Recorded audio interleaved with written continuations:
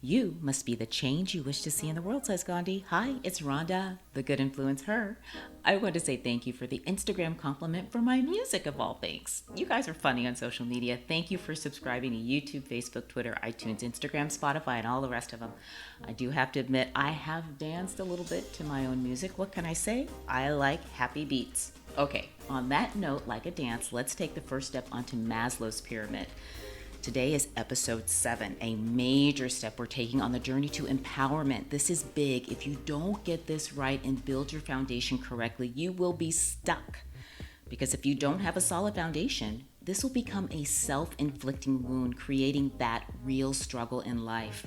Like most of us, we get trapped. We are not complete failures, but we're not the successful people that we desire to be.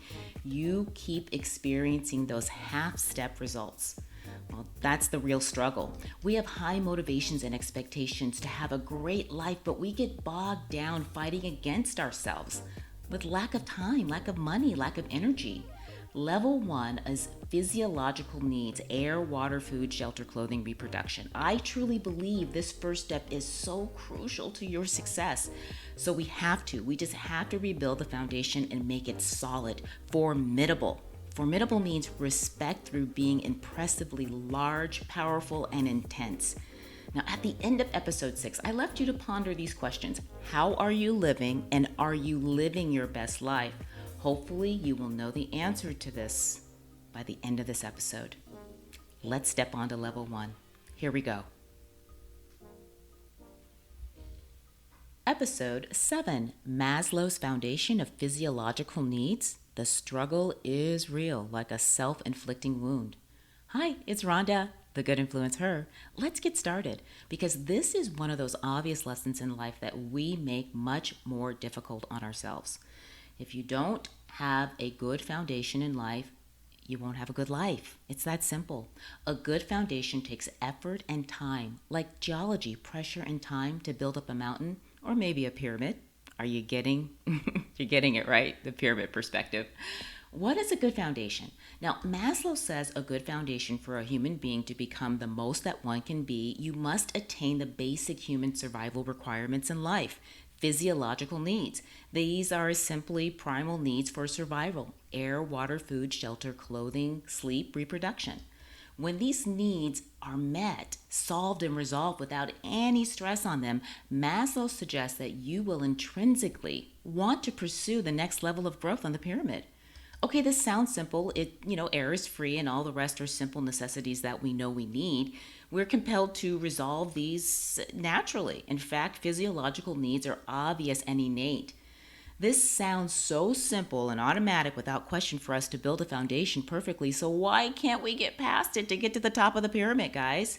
We certainly have the motivation and the talent to achieve higher goals and wanting a better life, so why are we not empowered? And in fact, we feel powerless. The answer is lack of humility. Many of us start out living well above our means, and we're not humble enough to see the big picture. I learned you can have a 20-foot point of view in life, or you can have a 40-foot, 1,000 point of view. Now, which would you rather? That's a big question. How much do you need? Can you see the value in the adage, less is more? Let's go back to the bottom of the pyramid. Okay, the biggest part, the most essential part of reaching the top. It specifically says physiological needs, not wants, not desires. How much do you need? We overspend. We go in debt like it's a way of life. I have friends who live in huge, beautiful homes. I think they call them McMansions. And they have no kids to fill any of the rooms. And yet they have this huge mortgage. Do you know what mortgage really means? It means death pledge.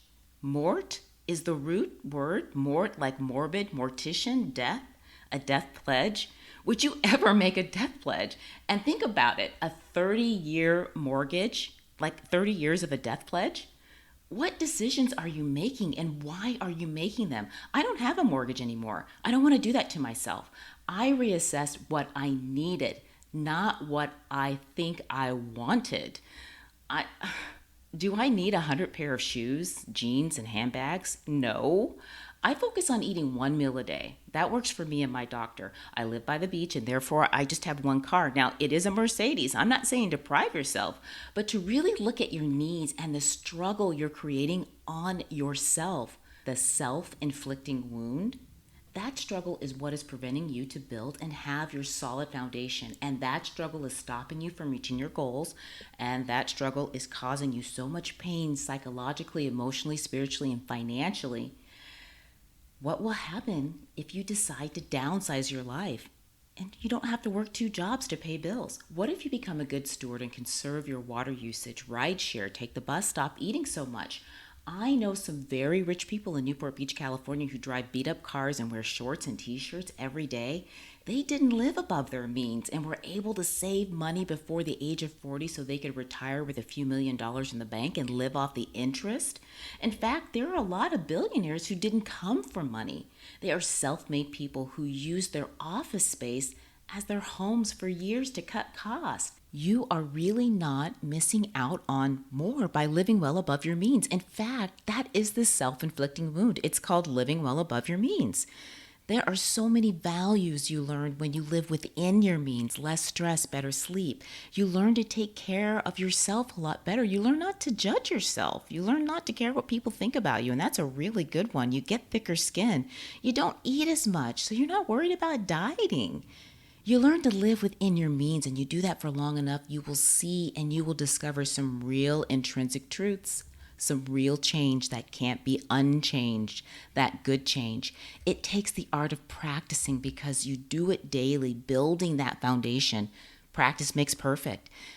It won't work if you live above your means because you won't learn the values you need necessary. I had to learn that I didn't need a new outfit or a handbag every week. I learned I didn't need to dine out to the fanciest restaurants. I learned to stop judging me and others based on money. Addressing your true and truest physiological needs, I believe, addresses your integrity and character. If you're always trying to keep up with the latest and greatest, you're in a state of suffering all the time because you don't have it and you struggle for the money, time, and effort to get it, and you get off track. That is really the definition of suffering. Many of you have been playing this game. You do get those 20 feet point of view short-term victories, but that feeling only lasts so long. I have to tell you that not having a mortgage, owning my home, and not being tied down to a job as much anymore has given me freedom, especially here in California, to create this podcast. And I have a chance to run to represent my state in the Mrs. America pageant. I never thought I'd be doing that at 52 years old. I've moved up on that pyramid.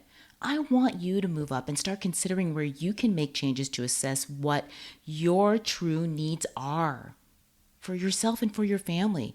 Do you need that big jumbo 30-year mortgage? Do you need to buy more clothes? Are you eating more than you should be? Are you getting enough rest?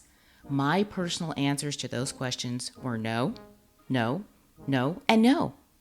The way to the top is to start building a strong foundation of satisfying your physiological primal needs, not wants, not desires, so you can intrinsically take the next step to the next part of the pyramid. Start becoming empowered for you and not an image. Again, I've left a link for a short YouTube video on Maslow'S Pyramid of Needs for your reference. I hope you make some changes in the direction of rebuilding your foundation so you have a formidable foundation. And that way you can intrinsically move up to the next level in your life. Just put one foot in front of the other and keep it simple. Thank you for subscribing to all my social media channels, YouTube, Instagram, Twitter, LinkedIn, iTunes, Facebook. Leave me a comment. Let me know what your progress is like. I love hearing from you. Until we meet again, we'll talk about level 2, our safety needs. Bye for now.